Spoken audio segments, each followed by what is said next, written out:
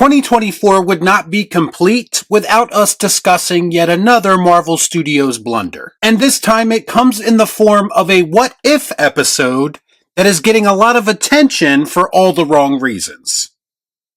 Let's discuss. Our content sucks. Our content sucks. I watch so you don't have to. All I'm offering is the truth, nothing more. So Marvel's What If series would be a very intriguing prospect to someone like me if all my enthusiasm for the MCU hadn't been sucked out of me years ago. The idea of seeing Elseworlds tales or alternate timelines where things go just a little bit differently or vastly differently than they did in the main timeline. I think it sets up a lot of interesting possibilities from a storytelling perspective. Seeing iconic heroes and villains in unique situations that we've never seen them in before sounds like a lot of fun in the process as well. But as with most things in the MCU, they squandered that opportunity, and it's exactly why I haven't given this series the time of day. And now they are quite literally starting to take the series in directions that absolutely nobody asked for. You're pathetically predictable. So the question is, are they just really bad at their jobs, or have they completely lost sight of what exactly their audience wants? And I think it could be a little bit of both. Recently, What If director Brian Andrews said that he didn't know Disney had the rights to Hugh Jackman's Wolverine or the X-Men in general. Otherwise, he would have included the characters in some of the What If episodes. That kind of speaks to the incompetence thing we were just talking about, doesn't it? As a creator for Marvel Studios, for a project like this, how are you not aware of the roster of characters that are at your disposal? Either this is a line of bullshit to cover up for the fact that Marvel Studios told him that he can't use certain characters, or everyone involved is legitimately that fucking stupid. Just when I think you couldn't possibly be any dumber.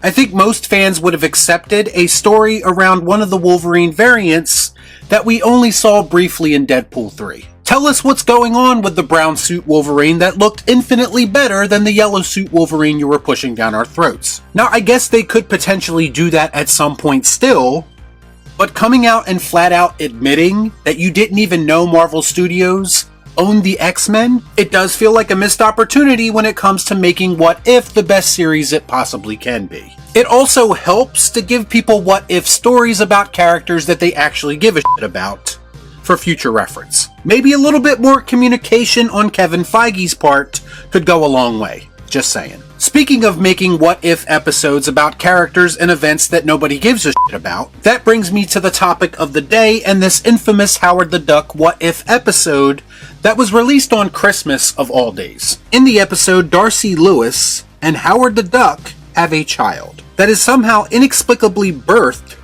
from an egg that I can only assume came out of Darcy's body at some point. This child character is an original MCU character who will be voiced by Natasha Lyonne. That's right, Marvel's What If could have shown us anything. There is literally endless story possibilities. And they chose to go with Howard the Duck f***ing Kat Dennings. Tits. And what sounds like some kind of weirdo attempt to appeal to the shipping culture on Twitter. Have we not learned anything from Star Wars at this point? Why are we still making content for these people whose main concern is which character is f***ing which character? It's bad enough that they are doing it at all, but this relationship in particular is extra strange because it involves a humanoid alien duck banging a human woman and having a child with her. Now I know somebody's going to respond to this and say, well, Howard the Duck got with a human woman in the 80s movie and nobody cared. No, I assure you that people did care, and are we actually going to compare an episode of a series contained within the almighty MCU to one of the worst movies ever made? By making that comparison, are you saying that the MCU has finally jumped the shark? Or finally f***ed the duck? It's game over, man. It's game over.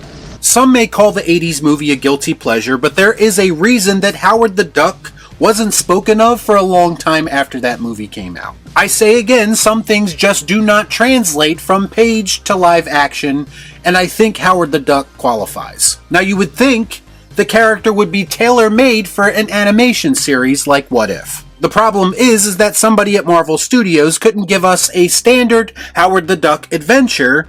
They of course had to make it weird. So I ask again, who writes this shit? More importantly, who greenlights this shit to be made? And who exactly in the general public is clamoring for this type of shit?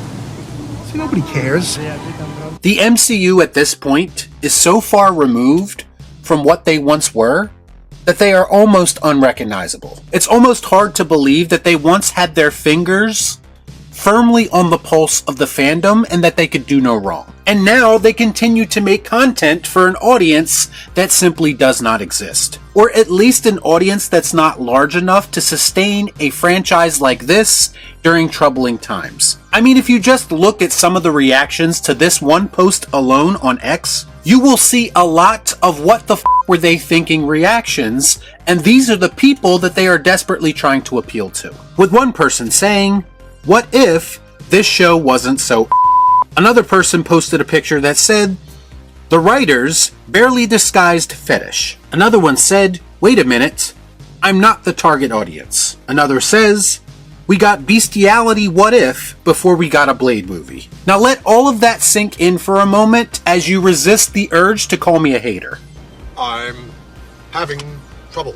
Does an episode like this seem like the best use of resources? Or does it seem like a weirdo writer inserting his f***ed up thoughts into a TV show? We got Howard the Duck impregnating Kat Dennings before we got a competent Blade movie. I think the question at this point should be, who exactly are these people that Marvel is hiring? And do they have their priorities straight? Because it certainly doesn't feel like it with the bullshit they are producing. It warms my heart every single time Marvel Studios and the MCU in general rightfully gets roasted online by the very same people that they desperately want to appeal to. So we'll just chalk this up to another backfire. Another historically tone-deaf moment that does absolutely nothing to improve the perception of the new MCU. In fact, all it really did was reinforce all of the very valid criticisms that have been thrown at it over the past several years. Y'all be cool. Nah.